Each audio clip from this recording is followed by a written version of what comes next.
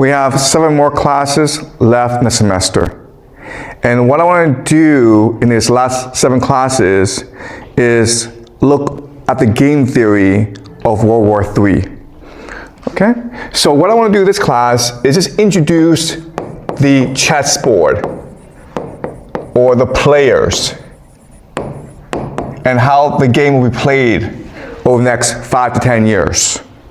So the 2 major players in World War III are the United States and Russia.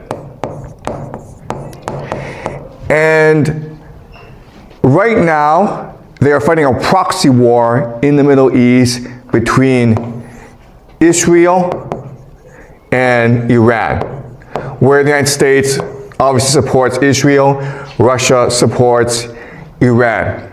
And what's going to happen is that this war in the Middle East, it's going to spread out and it will engulf the entire world. Okay? So what I want to do today is look at the individual players, USA, Israel, Iran, and Russia, and explain to you who they are and how they will play this game. And once we understand their strategy, then it's going to be pretty easy for us to make certain predictions about how they will behave. So that's the first thing that I want to point out.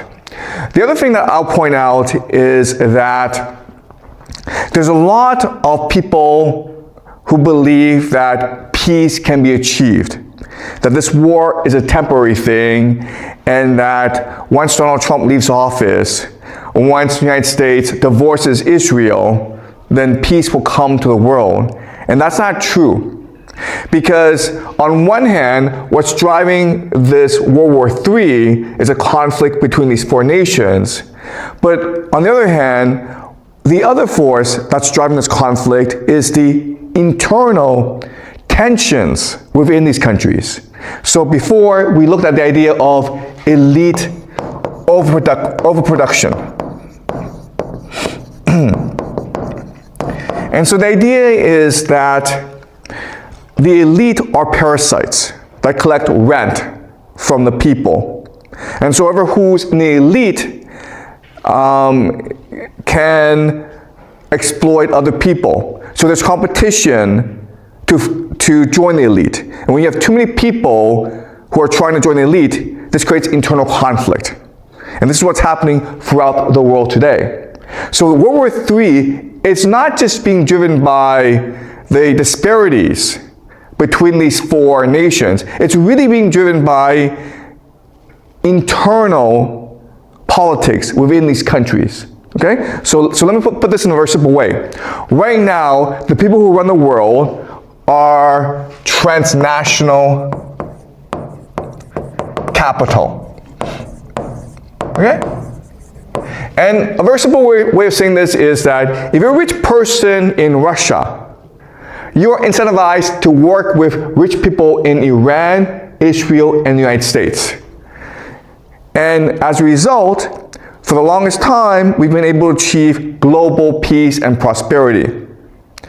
But because they only get richer and richer, more powerful, this causes resentment among other elite forces in these countries. And so there are 3 major forces that oppose transnational capital within these 4 countries. Okay, so let's just list them.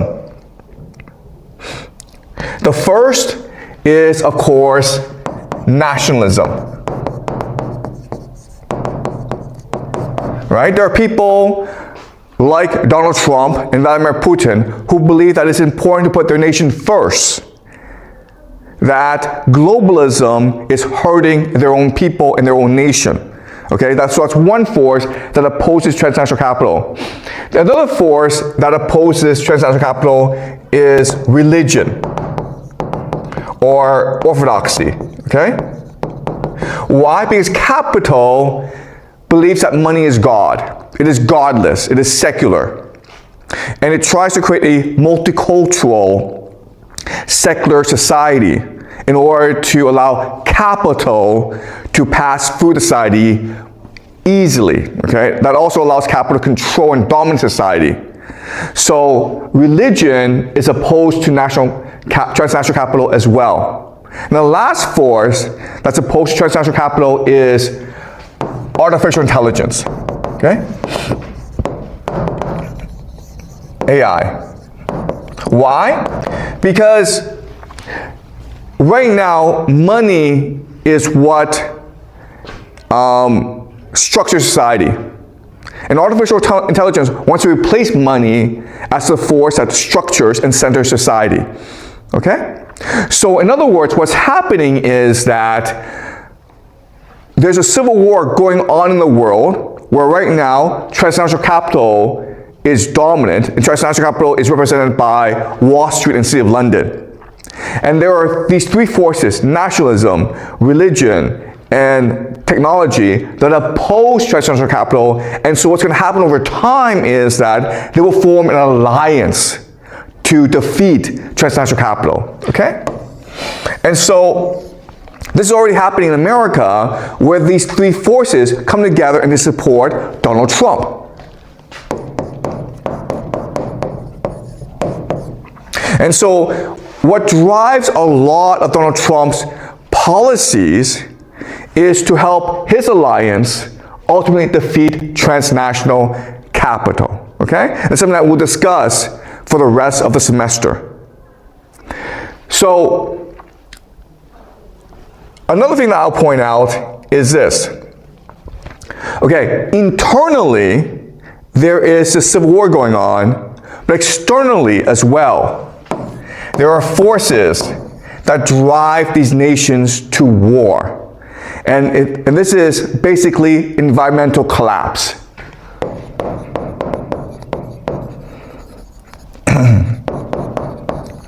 So for the past few decades, we humans have been very lucky in that there have been no major ecological disasters. But if you look at human history, weather patterns fluctuate, okay? So many speculate that we are heading towards a time of extreme weather patterns. That means that it becomes harder to grow food. It means it's harder to access energy. And so this is going to put strain on the world. And so the world needs to compete for precious resources. And quite honestly, we are going to probably approach a time in human history when famine, it will be much more common.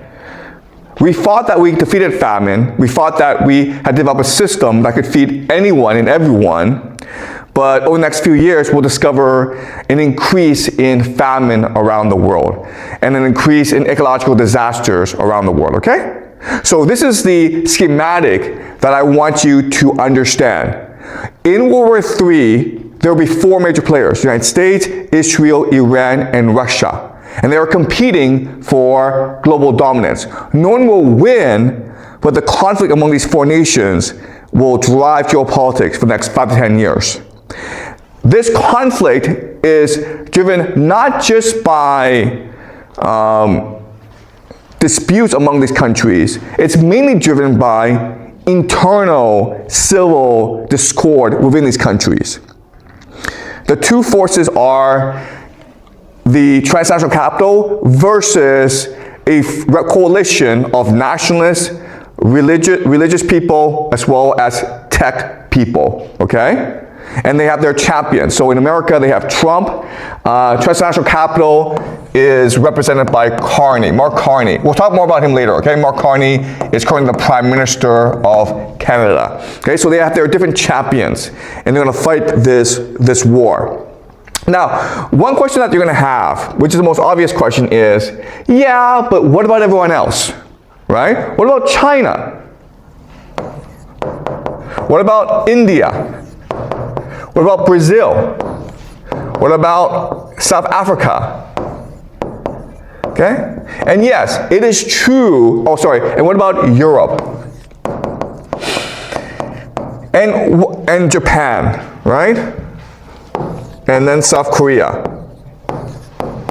And while it is true that these are major economies with a lot of people And it is true that they could, in theory, have great militaries. I will show you that what makes these four nations distinct, USA, Israel, Iran, and Russia, what makes them distinct is that they have a grand strategy that allows them to mobilize their population for total war. And that's what makes them distinct, okay? And I'll show you this later on, all right? All right, so let me explain to you how this dynamic will play out. Okay, so you have US, Russia, Iran, Israel. Okay? So the major players that will determine how these four play the games are, of course, Europe, China, Japan, India. Okay. All right. So I understand that a lot of people believe that China and the United States are in competition with each other. That is not true. And the reason why is that China does not have what we call a grand strategy. A grand strategy is just how you perceive geopolitics and how you want to dominate geopolitics. China does not do grand strategy. China is called 中国. Okay? 中国 means the Middle Kingdom. The idea of the Middle Kingdom is that we are a universe unto ourselves. We don't care what happens outside of this universe. We would like others to pay tribute to our cultural superiority, and we could help develop your other civilizations, but honestly, we don't care, okay? So China has always been an isolationist society for most of its history. Today, yes, I understand for these past few decades, China has become much more globalized, has become much more international, much more cosmopolitan, but this is not part of the Chinese tradition. So what's happening today, these past few decades, it is an aberration. It goes against cultural norms in China. But in the long term, China will return to its cultural norms and become much more isolationist. So China doesn't really matter in the great scheme of things, okay? The same is true for India as well. Right? So I know India and China have a lot of people, but historically they have not really mattered in geopolitics. And that's to do with their cultural values and norms. Okay? Does that make sense? All right.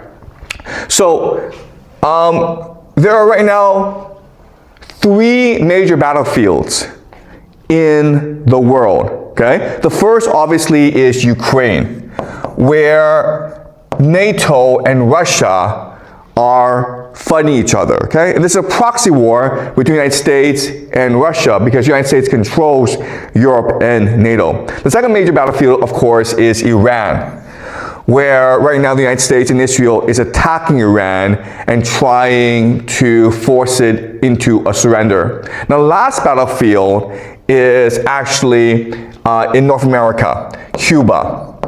Okay, so this is not really discussed a lot. What's been happening is the United States has been embargoing Cuba, trying to blockade it, trying to cause society to collapse, and Russia has been trying to save Cuba, okay? So these are the 3 major battlefronts we're seeing right now. Obviously what's going to happen is that more battlefronts will break out, okay? And what's going to happen is that as this conflict increases, the conflict between the United States and Russia will increase as well. So one major area of contention is the oceans. Okay? Why? Because the United States believes that it controls all trade access, because the oceans represents trade access. And so what the United States has been doing is it has been seizing Russian shadow fleet tankers. And so what's going to happen is that the Russians will eventually decide to arm its ships, and this will create a war in the oceans, okay?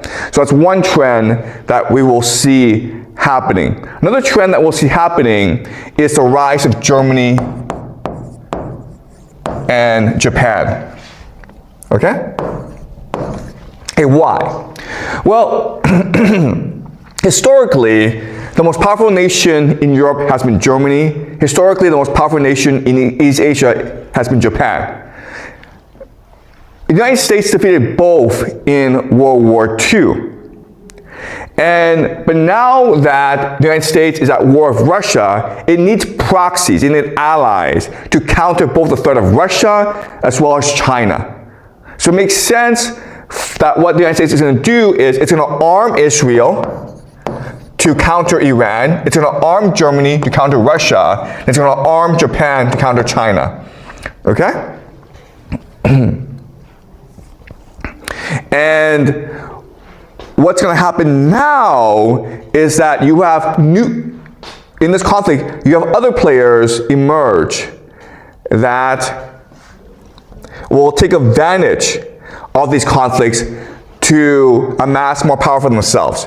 So think about North Korea in East Asia, okay?